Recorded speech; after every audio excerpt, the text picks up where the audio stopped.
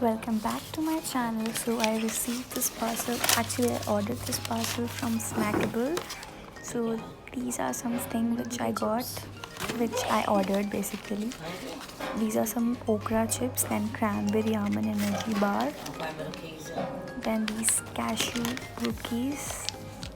These cookies were really nice, but they have refined flour in that along with oats flour and all. Other things I've tried already, they are really nice. They also sent me 2 pack of these small sanitizers, which I really appreciate. The sea salt chips with the chocolate dip are awesome. The chocolate dip I love. Other things I have to try, this waffle is all waffles I love from them.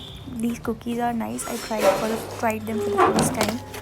I tried these 3 flavors from their cookie range. They were appearing slightly bigger on their website, but now the pizza sticks are also good.